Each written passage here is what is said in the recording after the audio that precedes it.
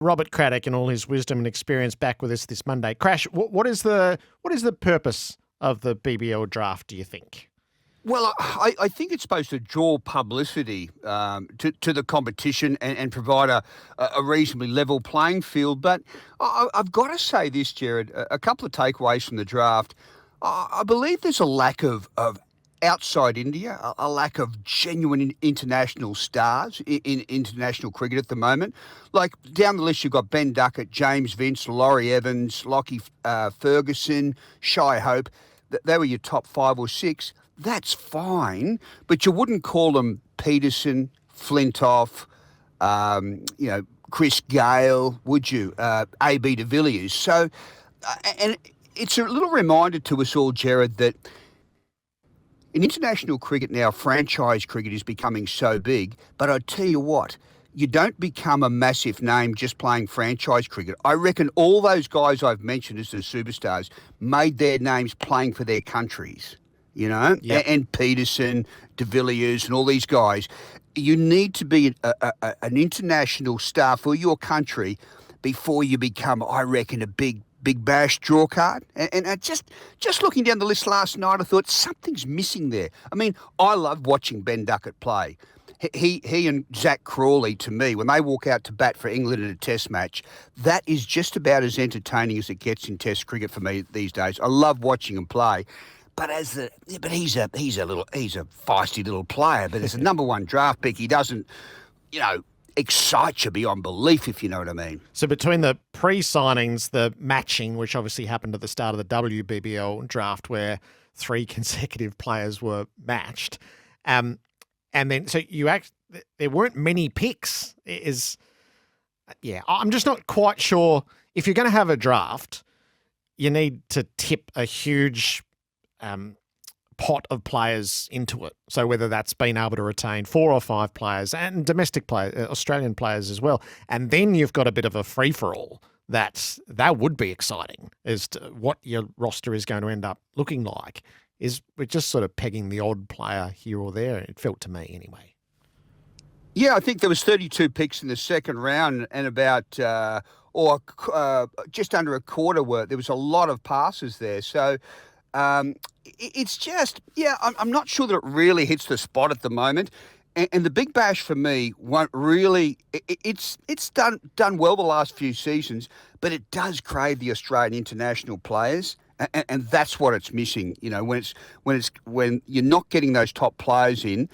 As much as you can trumpet the worth of a lot of the draft players, and as I said, the serviceable players. The Heat got Colin Munro, a genuinely really outstanding 2020 player, but he's not the draw card that a Flintoff or a Peterson was, and you can't pretend that. So, I just, as I said, it made me look through batting rankings last night at international around the world and thinking, where have the big stars gone? The absolute superstars of the game. I know India has got 6 or 7 of them, but they're untouchable, unfortunately. They only play in India in T20. So, that is the challenge for these sort of competitions, and you cannot hide it.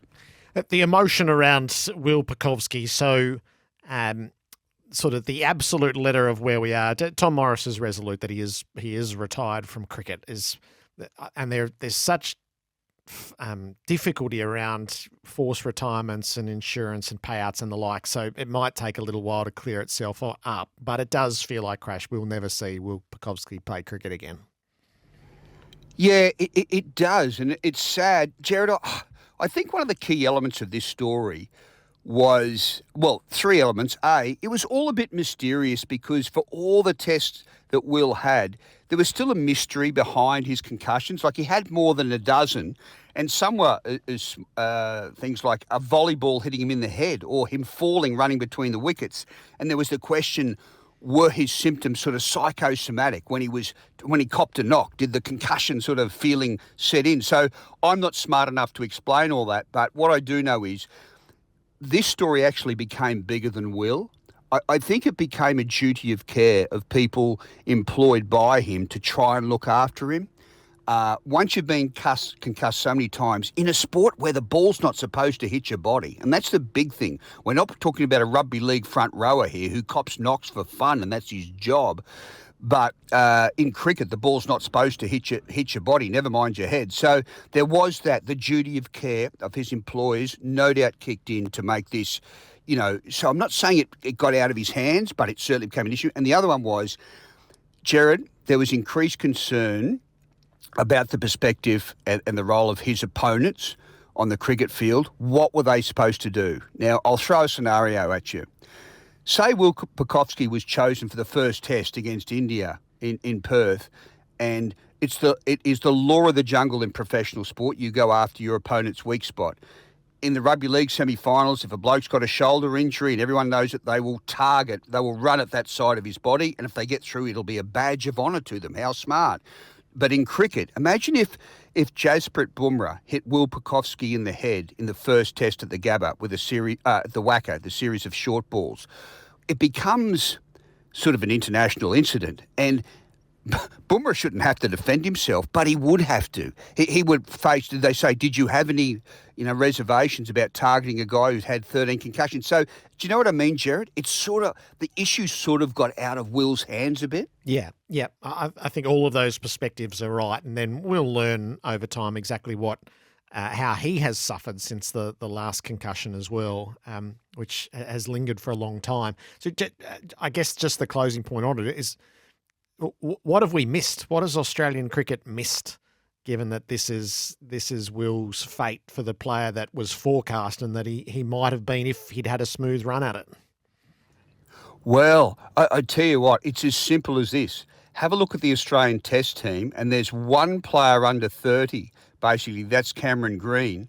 So in the 5 years, Will's 26, in the 4 years older than him and the 6 years younger than him, there's basically one Test player. Like, he was in a generation basically all by himself as a specialist batsman. Australia has really struggled to produce great young Test batsmen in the last 10 years.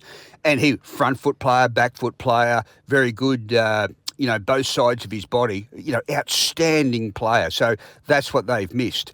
Just the fact this kid who was in a generation all by himself. I mean, he was a potential future Australian captain because he would have had to have come into the reckoning given his age and the lack of alternatives.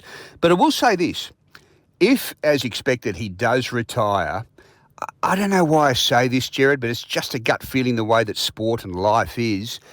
Don't write it off that in 3 or 4 years' time, he just might have another sniff at things. When all the anxiety has left his body, when he retreats to the Channel 7 commentary team, and he started a new life, and just one day he could sort of go back to the nets for fun, 3 or 4 years, and maybe something's cleared inside his head. As I said, I wish I was smart enough to explain his concussions, but it's a very, very complex issue. And I reckon there's probably only 3 people on this planet who would know the full extent of it.